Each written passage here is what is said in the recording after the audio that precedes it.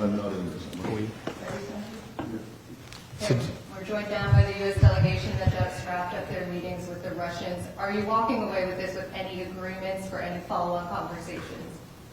Well, I would start by saying we've agreed on 4 principles that I think are important. The first is that we're going to appoint our teams respectively that have worked very quickly to reestablish the functionality of our respective missions in Washington and in Moscow. For us to be able to continue to move down this road, we need to have diplomatic facilities that are operating and functioning normally. The second point is that we're going to appoint a high-level team from our end to help negotiate and work through the end of the conflict in Ukraine in a way that's enduring and acceptable to all the parties engaged. The third point is to begin to work at a high level as well to begin to discuss and think about and examine both the geopolitical and economic cooperation that could result from an end to the conflict in Ukraine. Obviously, we have to see that conflict come to a successful and enduring end in order for that to be possible. And the last thing we agreed to is that while our teams are going to be working on all of this, the 4 of us who were here today, the 5 of us that were here today, are going to remain engaged in this process to make sure that it's moving along in a productive way. What does an enduring and successful end look like? Did you present any proposals to the Russians today? Well, there are some underlying principles. This needs to be a permanent end to the war. And not a temporary end as we've seen in the past. We know just the practical reality is that there is going to be some discussion of territory and there's going to be discussion of security guarantees. Those are just fundamental basics that will undergird and underlie any type of discussion. But I think the most important part is the President has stated his desire, his determination to end this war, to end the killing that is going on, the death and destruction that is happening as this war, goes on and on, month after month after month, in the killing fields of eastern and southern Ukraine is unacceptable. It is not in the interest of either country. It's not in the interest of the world, and certainly not in the interest of the United States and Europe. So all of those things will drive the negotiations going forward. And as you can see, President Trump is determined to move very quickly. We just had a head of state phone call, the first in years, and here we are less than a week later at the highest level of the U.S. and Russian government, and we expect to continue to drive that pace to not only end the war, but then to unlock what could be very productive and stabilizing relationships going forward. You mentioned territory. Is it acceptable to the U.S. for Russia to retain any territory that is annexed since the beginning of the war in February 2022? Well, I think those are things that those are to be discussed. And those are things that will start and do the tough work ahead. But the important thing is that we've started that process. And what the President did not find acceptable was an endless war in Europe that was literally has turned into a meat grinder of people on both sides. So if you just think about, just in a few months, President Trump has shifted the entire global conversation from not if the war is going to end, but just how it's going to end. And only President Trump can do that. And in the Oval Office less than a week ago, both President Putin and President Zelensky both said to him, only you, President Trump, could drive this war to a conclusion. What concessions do you expect? Well, again, we're not going to pre-negotiate an end to this conflict. These are the kinds of things that have to happen through hard and difficult diplomacy in closed rooms over a period of time. What's important to understand is 2 things. The first is the only leader in the world who can make this happen, who can even bring people together to begin to talk about it in a serious way, is President Trump. He's the only one in the world that can do that right now. The second thing I would say is that in order for a conflict to end, everyone involved in that conflict has to be okay with it. It has to be acceptable to them. But we have to understand that it's been 3.5 years since there's been any sort of regularized contact between the United States and Russia, and in some cases between any of the participants in this conflict and Russia. So the goal of today's meeting was to follow up on the phone call the President had a week ago and begin to establish those lines of communication. The work remains. Today is the first step of a long and difficult journey, but an important one. And President Trump is committed to bringing an end to this conflict, and as he said when he campaigned for president. And he wants it to end in a way that's fair. He wants it to end in a way that's sustainable and enduring, not that leads to another conflict in 2 to 3 years.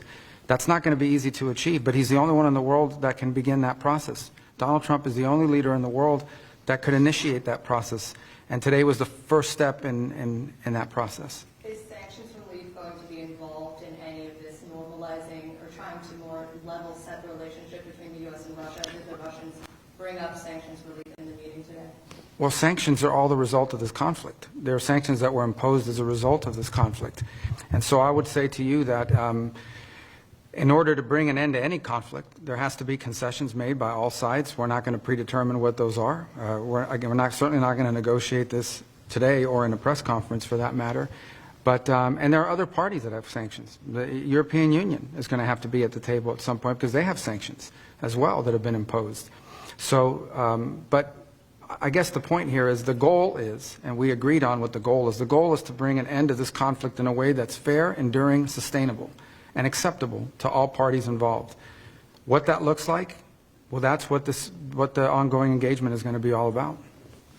The Ukrainians and the Europeans have suggested they feel very sidelined about how the process has played out so far. How do you intend to address their concerns? And will they be incorporated in future meetings in a multilateral way? Well, the comment I would have on that is that for 3.5 years while this conflict has raged, or 3 years while it's raged, no one else has been able to bring something together like what we saw today, because Donald Trump is the only leader in the world that can. So no one is being sidelined here. But President Trump is in a position that he campaigned on to initiate a process that could bring about an end to this conflict. And from that could emerge some very positive things for the United States, for Europe, for Ukraine, for the world. But first it begins by the end of this conflict. And so the only thing President Trump's trying to do is bring about peace. It's what he campaigned on. It's something the world should be thanking President Trump for doing. He's been able to achieve what for 2.5, 3 years no one else has been able to achieve, which is to begin this process, a serious process. Obviously, a lot of work remains before we have a result, but President Trump's the only one that can do it. Look, it's common sense. If you're going to bring both sides together, you have to talk to both sides. And we'll continue to remind everyone, literally within minutes of President Trump hanging up with President Putin, he called and spoke with President Zelensky. So shuttle diplomacy has happened throughout history. It's happened all over the world. We are absolutely talking to both sides. The Secretary of State just met with President Zelensky days ago, along with the Vice President, 7 cabinet members in Europe at the same time, really showing the importance of engaging our allies. President Trump spoke with President Macron just yesterday. Prime Minister Starmer is coming to Washington next week. So I think the facts will continue to push back on this notion that our allies haven't been consulted. They are being consulted literally almost on a daily basis, and will continue to do so. Did you set a date for the two presidents to meet at this meeting? When can we expect that meeting? We did not. We did not set that date, but the two presidents talked about meeting and expect to meet. Can you take us a little bit in the room today? What was the interaction like? How would you characterize the discussions? It was positive, upbeat, constructive. Everybody there to get to the right outcome, solution-based. We discussed it afterwards. We couldn't have imagined a better result after this session. It was very, very solid. Will you be traveling to Russia again, Mr. McCall? I'm not sure, but we'll make that determination in the next couple of weeks. The Europeans, Keir Starmer, the UK Prime Minister, has said the U.S. needs to back any sort of European solution to the war. Is this something that you are willing to commit to? Well, I think that's something that we'll continue to discuss. We have certainly, again, as a first principle, a European-led security guarantee. We have the President, many of us, as members of prior members of Congress ourselves, have called for the Europeans to continue to contribute to our common defense, to continue to share the burden of NATO defense. will continue to point out that while things have improved, starting with President Trump's first term, the fact that a third of our NATO allies still do not contribute the minimum of 2% of their GDP to defense a decade after that we all collectively made that agreement isn't acceptable. We have the NATO summit coming up this June, and we would expect with the type of conflict, the type of warfare and destruction we've seen in Europe, sadly, the last several years, that we have 100% at the minimum, and in fact are exceeding that. So, look, this is a common effort. This isn't just about what the United States is going to continue to contribute and what we are going to continue to ask of the American taxpayer.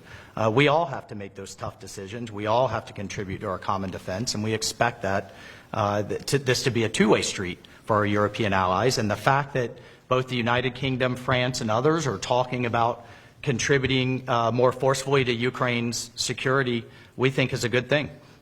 Did you walk away from this meeting convinced the Russians want peace? You said it might take some time to be convinced of that. How are you seeing it now? I mean, I don't view diplomacy that way. I think diplomacy ultimately is based on actions. It's based on commitments that are kept.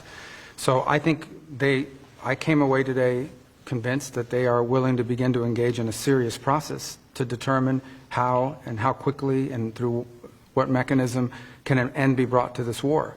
Whether we can ultimately reach that outcome will obviously depend on every side in this conflict's willingness to agree to certain things. So I think it's important to have this meeting because we haven't really had much engagement with the Russians for almost 3 years. And it sets the table for future conversations. How that turns out will be up to the parties and their willingness not just to make commitments but to live by them. That'll be tested in the weeks to come. But I can tell you again, as I reiterate, President Trump has made it very clear during the campaign he thought this conflict needed to end. He's the only leader in the world that could have started a process that we saw here today, and this process is going to continue. And when you talk about an enduring and sustainable end of the conflict, it means one that's acceptable to everyone involved in it. And that obviously includes Ukraine, but also our partners in Europe, and of course the Russian side as well.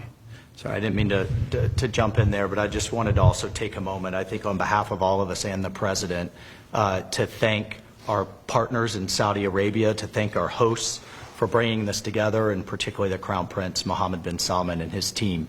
We are moving quickly, which means they moved very quickly to be such gracious hosts, and we certainly are all appreciative. Absolutely. As a last question, will the Saudis take on a more active mediation role as these talks move forward? Well, that's a decision for the kingdom to make, but I can tell you that the Kingdom of Saudi Arabia is playing an indispensable role in making today possible. Not just hosting us, but bringing the parties together to have these conversations. I think it's something we're very grateful for. Something we're very grateful for the partnership that we have with them on a host of issues, and this being one of them, where we thank them for doing it, and we hope that they will. I think they've offered, and I believe that they will continue to be helpful in any way they can. Thank you all. Really appreciate it. Thanks. Can I just I'll be extremely brief. So what is the next step now? The high-level team you mentioned is number 2 or number 3. Yeah, so let me walk you through the next step is multi-track. The first next step is working through our respective teams at the diplomatic side just to ensure that our diplomatic missions can function. There's been a series of reciprocal actions taken over the last 10 years that have really diminished our ability to operate in Moscow, as an example, and they would argue their ability to operate in Washington. We're going to need to have vibrant diplomatic missions that are able to function normally in order to be able to continue these conduits. The second is a high-level team, including those who are experts on these topics, the technical side, to begin to engage with their side on parameters of what an end to this conflict would look like. And on that front, obviously, there's going to be engagement and consultation with Ukraine, with our partners in Europe and others. But ultimately, the Russian side will be indispensable to this effort, and so that process will begin. And then the third is, together with those other two, is beginning to engage in identifying the extraordinary opportunities that exist should this conflict come to a acceptable end, the credible opportunities that exist to partner with the Russians geopolitically on issues of common interest, and frankly economically on issues that hopefully will be good for the world and will also improve our relations in the long term between these two important countries. So all three of those efforts will be happening in conjunction with one another. Obviously, the diplomatic one is one we hope to move pretty quickly on, because this involves the treatment of our respective missions. The second one will be difficult, which is the question of Ukraine and the end of that conflict. But I think that's essential in order for the third piece to even be possible, which is our ability to work together on other geopolitical matters of common interest, and of course some pretty unique, potentially historic economic partnerships as well.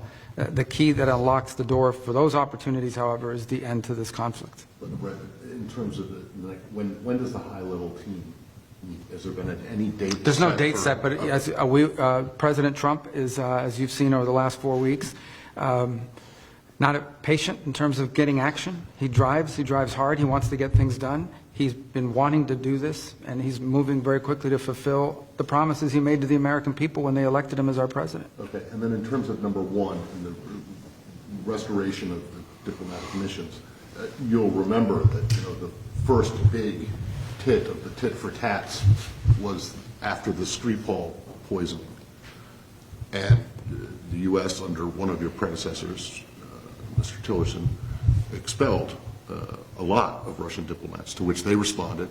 The consulate in St. Petersburg got closed down by the Russians. You guys closed down the consulate in Seattle, several others. Are those going to reopen? Well, that's what we're going to be talking about. And ultimately, again, I'm not going to negotiate or just work on that in public. That's what these channels will be about. But ultimately, what the goal we need to have is we have to have some normalcy in our missions and in their ability to function. And in the main embassies even. And in the main Just the embassies main in particular. embassies, regardless of the consulates. I mean, if our diplomatic channels are broken, it's going to be very difficult to consistently engage on a host of topics, including some unrelated irritants that could derail the broader talks on Ukraine. So there has to be some improvement in the way our missions are able to work and in the environment and space that they're given to operate in. So that's something we want to move on quickly, and it's important to set the table for the other two things that we want to do. But I think the key really in all of this is ultimately going to be whether an agreement can be reached with all parties involved on an acceptable resolution to the conflict in Ukraine. Because if that happens, not only will the world be a better place, but I think there will be some pretty unique opportunities to work with them on areas of bilateral geopolitical interest and some very unique economic opportunities. But we have to get the Ukraine situation resolved first in a way that's acceptable to everyone. Okay, my last one. But does that mean if you get the staffs back to the normal operational level and staffs at the embassies, that you consider the Skripal case, the Crimea annexation, to be closed? There are no longer issues? Because I think, you mentioned that Keir Starmer is going to be in Washington next week. I can imagine that the Brits won't be particularly I'm not going to negotiate or talk through every element of the disruptions that exist or have existed in our diplomatic relations and the mechanics of it. Suffice it to say that President Trump has pledged and intends to keep his promise to do everything he can to bring an end to this conflict. We cannot do that unless we have at least some normalcy in the way our diplomatic missions operate in Moscow and in Washington, D.C. And so we need to work to improve that, and we're going to work with them to see what's possible within that context. Does that include removing Lavrov from rescinding sanctions that have been imposed? We're just not at that level of conversation yet, but there'll be a number of topics that will have to be discussed along the way. We haven't even begun that process. Today was just an agreement to begin a process to talk about those things. All right. Thank you. Thank you.